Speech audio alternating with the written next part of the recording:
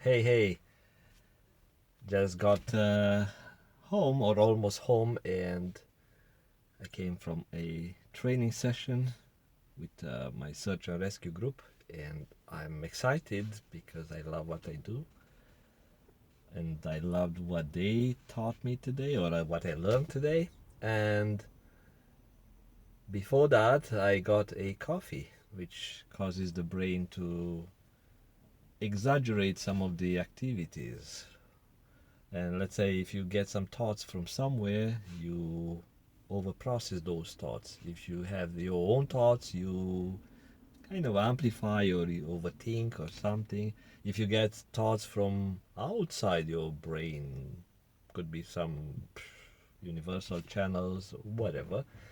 Also, you start looking into those and you move things around and you maybe over process or you may associate things with this thought with that thought, so it's not always good to express when you had a coffee or some sort of a chemical that excites your mind, because you may spill out stuff that is just made up by your mind, by your brain. So what I'm going to record now, it's just a pure imagination if you want to take it that way. I want to talk about people who surge love into addictions, and I want to touch the topic of the teens or teenagers being addicted to the gadgets versus the opposite side of the spectrum, those people who find love in deep meditation, find God or whatever they find there in their deep state of meditation, and do nothing. I want to go in between this type of opposite sides of the spectrum, and touch a bit of the human need of a accomplishment, feeling good, and the other emotions. Now you have people who got into different type of addictions, and I described in different other recording why some of the people or many people get into addiction. And but I'll touch that topic again a bit. In a search for a good feeling, people try different things. But why someone would try alcohol, why other people try drugs, like hard drugs, other people try painkillers, why people try different things without experiencing those, is because they associate their idea of a good feeling or a love or any type of emotion that they are seeking with what other people describe about those chemicals. So let's say if I'm a teenager and I never drank alcohol, I never got drunk, but I see my friends bragging about some cool experience, I may want to try that if I can't find that experience otherwise. If I, let's say, if I'm not loved by the parents, if I'm not loved by the peers, if I'm being ignored, if I want to feel significant, also I would go with the peer pressure, because if everyone does it, then I don't want to be excluded by the group. So if I want to be part of the group, part of whatever big they want to, they brag about, let's say we are big into swimming or we are big into doing some crazy stuff, and we have so many followers, we have so many people loving us, like loving, figurative speaking, then I want to be part of that movement, because being part of that, I get a slice or a piece of that love, that appreciation from others or from that group. Now, in order to get that emotion, I need acceptance. I need acceptance, or I need to go to do whatever they do. Let's say be a very performant athlete, or be uh, a religious follower, or whatever other people do in that group, so I get acceptance. And same thing happens with gangs. I want the cool life they describe or they brag about. I want to get into that lifestyle. And of course, for advantages like get quicker to the results without putting other effort, like get a cool car faster, get to women faster, get to drugs faster, get to whatever they brag about. So people fall into those because they can't find that love somewhere else.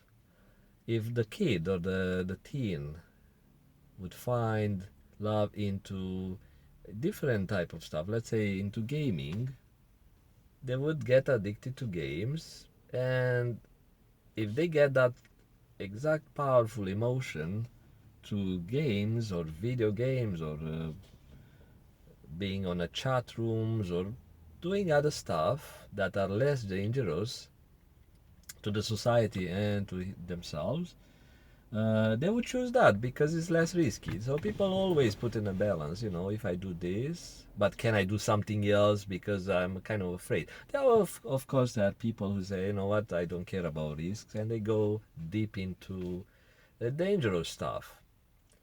But there are other people who are more conservative, and they say, you know what, yeah, I want that cool life, but I don't want the risks.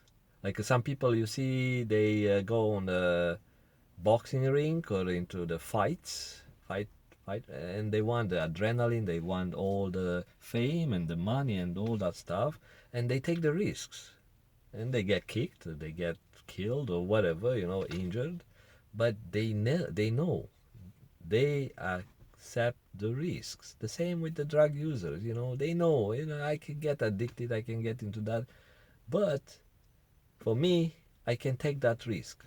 Other people don't want to take the risk, and they go other avenues in a search for that type of feel, which gets you into the side of the spectrum I was talking about. One side, let's say the low end. But depends what's low. For them, it could be high end if they are low here, and depends what's low. It's all relative in the human emotions and human reality. You can be low in some way, but your reference points could be something here, could be here. It's all relative to a reference point. And that reference point is also variable. Is always everything is variable for humans, including this hard material, this bag. I'm saying it's hard. For an ant is very hard material, yes. But for me it's soft, right? And for a stronger guy it's even softer, right? So it's all relative in this reality. Now if I go to the opposite side of the spectrum, and is not the end, I'm saying from my perspective, from other people's perspective, they can go even, they extend that range. If I look at an alien, they would have probably different range, maybe narrow or maybe wider. But at this moment, let's pick some reference point here and here for what we know. Like people very low, deep into addictions, they don't know what they are doing, they are messed up, almost dying, ending up in a overdose in the hospital. And that's not the end of the spectrum, can be even lower than that. But I'm saying, what we know. And they started with that search of good feeling to alleviate some emotions or some pain or some suffering or whatever, or to make it to the next day. People who lost homes, lost hope, lost everything, they got into this to keep them going. So another day, survival. Another day, I'm surviving this one. Another day. So how to make it to the through the night? It's a cold night. I'm sleeping outside. I don't have a roof. I don't have love. I don't have anyone. I need to go to get through it, and it will dull the mind. It will dull the feelings. So those drugs or alcohol, whatever, and going to the other side of the spectrum, from, like I said, from our perspective, from our type of reference points, you can see these yogis all into deep meditation for 20 hours a day, even longer, right? I read some stories. There were some documentaries about some Indians in East Indians in India, somewhere deep in the mountains, like they are in a cave and they meditate, and they do nothing but meditate 20 something hours straight, and they just wake up a little bit to put some little tiny bit of food into their mouth, and they go back. And for them, they find those high emotions, or even higher. You can't tell, if the drug users and the drug addicts ever found the love. Probably never did, but they were looking for that, and they didn't know what they were looking for. Or the monks, or the yogis who try to get into those connections with divine, or whatever they do. Because why they would do that? Why those would do that? Some people in the city may say, you know what? Because they do nothing, they are lazy buggers, and they have nothing to eat. And if you go deep in a meditation, you are hibernating and you do nothing, and probably you feel good. Yeah, that could be an explanation. Other people say, yeah, you know what, they pray for the human race or something, they connect to God and they get whatever. So whatever they feel, you can read about those guys, you can watch videos how they describe their experiences, but they are looking for an emotion, and they are not looking for pain. Not many people are willing to go into meditation doing nothing just to get pain out of it. And so they get that type of love or connection, or maybe they tap into some information. I don't know. I haven't spoke to any of those. Like I said, don't take this one as a truth or any type of good information. It's just my brain firing up after having some coffee.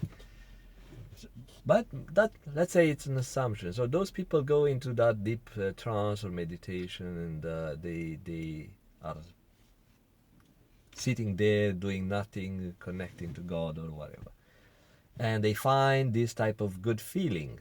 I assume that it's a really good feeling.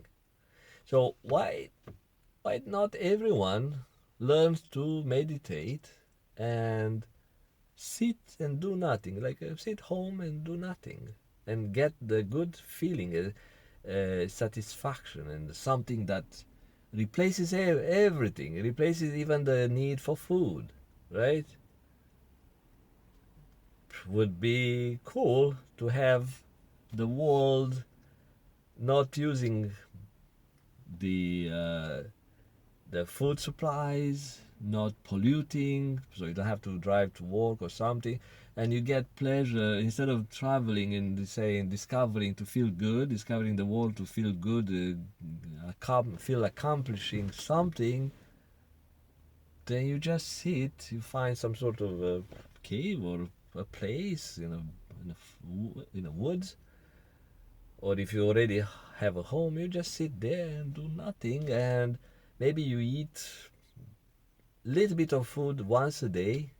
You are not obese, you're not fat like a pig, and you save a lot. Like those people in India, they don't use much of a resources. They don't need a job. They don't need anything. So why people don't start to do that? Have a little garden, because you need some food. and 2 chicken or something, or some eggs, maybe 10 chicken, whatever, and you can live a cheap and decent and pleasant life. Why not like that? But when God designed people, he set a DNA type of a code. When, according to the DNA, we get a good feeling, a rewarding emotion when we accomplish stuff. So that's one of the reasons people follow God's design. So God gave us different type of talents, different type of emotions when we achieve something while searching. So as kids, we keep searching. What I like to do this. Let's try this. Let's try that. Let's try that. Also, we search different partners until we find something that we feel a better emotion than the previous one, right? A better pleasurable emotion, not only sexually but emotionally. And in our search, we find what we really love to do. Not everyone finds that, but most people, when they find their craft, their thing that they love to do, they keep doing it because they seek that emotion. And that way, we end up doing it as a job. That's my case. Or we end up making a business out of it, right? With our talent. Some people make money out of repairing cars, other people building cars, other people building robots, other people saving others, saving lives, right? So the world moves ahead, it progresses because of other people's talents. And that's God design. It's written deep in everyone's DNA. What you do, what you're supposed to do, what you love to do, what type of person you love to meet and have offsprings. And that's the idea. If we all want to sit and do nothing, then the world would not move forward, would not advance, and that would not help God's design. And that's one of the reason everyone has different type of triggers in the DNA for different type of activities. Some people love to do physical activity types, like things that move their body. Other people are more sedentary. Other people, like, let's say, love to repair. Other people love to build boats. Other people, everyone's craft is different. That gives them similar emotions. And it's one of the reasons people not everyone is approaching drugs, because let's say if people hate their lives and their job, they will say, you know what, I don't get the emotion, the good feeling from accomplishments at work. It's dull, it's boring, it doesn't make me feel good about myself. But I can get those from booze. That's why lots of people after work they go to get drunk. Or I can get stuff from drugs. So there are lots of people who do drugs, even here in the Western world.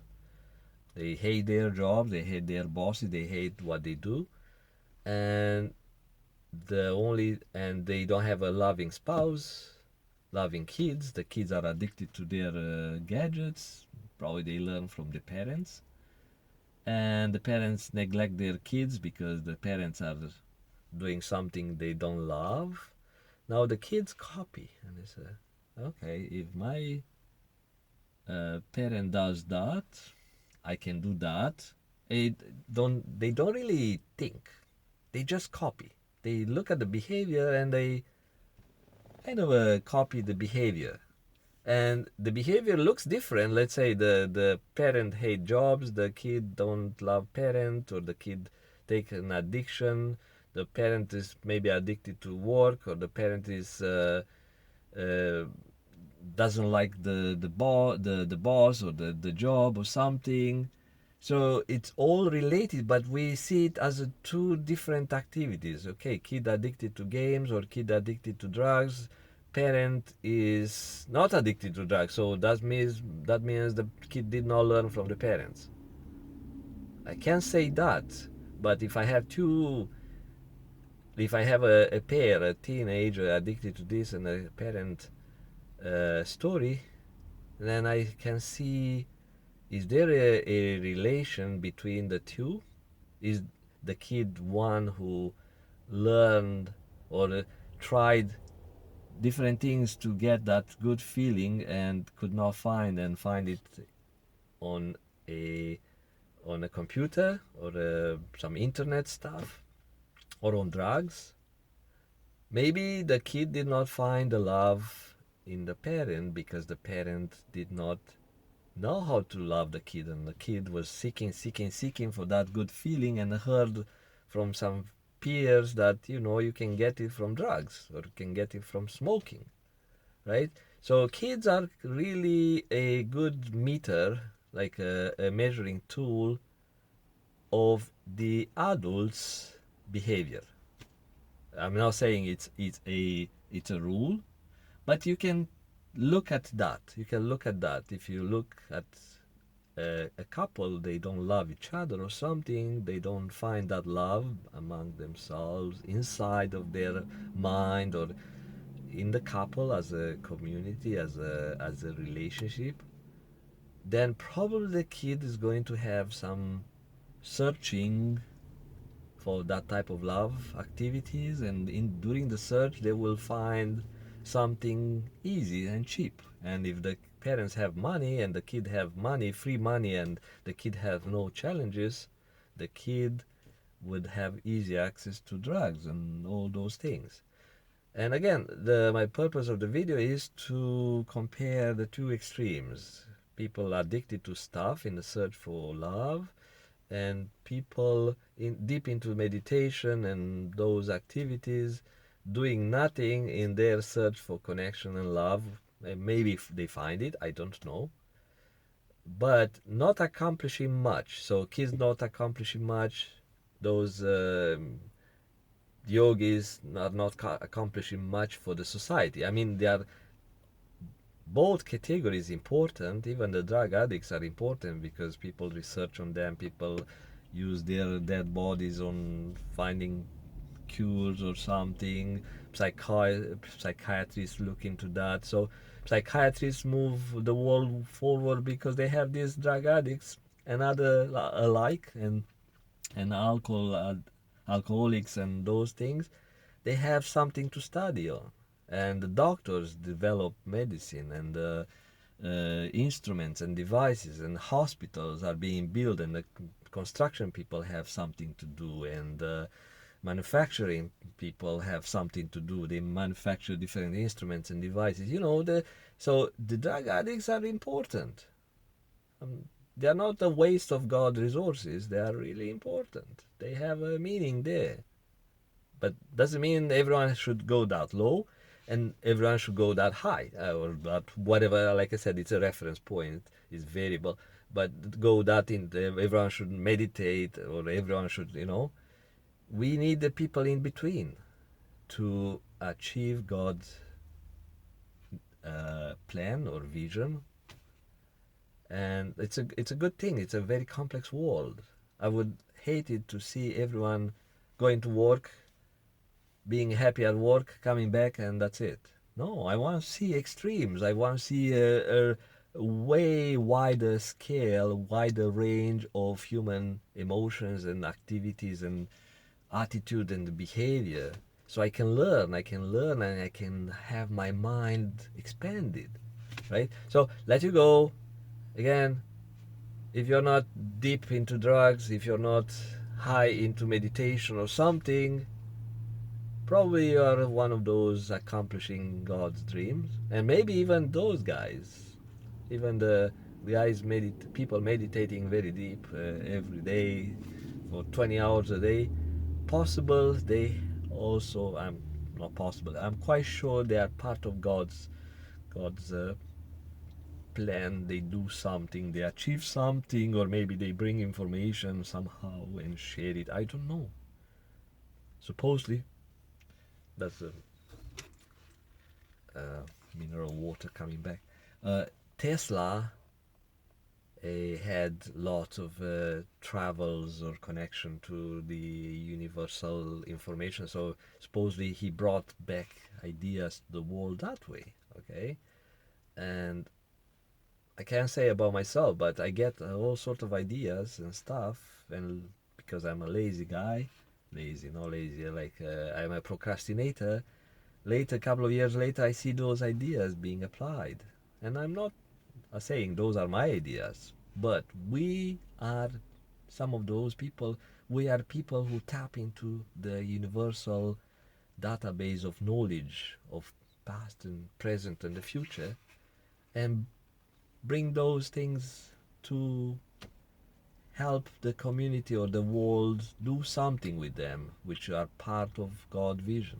Okay, so I'm not a special person. There are so many like that. If you look at the painters, uh, people who paint, people who carve, people who create in their own field, creative people. So like millions of people like that. So let you go. So do your part in your community, in your family, in your society, and doing your part, you help achieve. Not you don't help the God, but you are part of God's vision. And if you do that, God has stuff in store for you because it will give you more, and giving you more to do make you feel good, that's a way God fooled people, by the code in your DNA. So you feel good, and you can even think, you know what, I'm a God's robot. That's okay. If you think you are free like a bird, I'm telling you, you encounter lots of resistance. The more you think that you're God's servant, the easier your life is going to be. I can tell you that from my own experience. Let you go. Bye bye.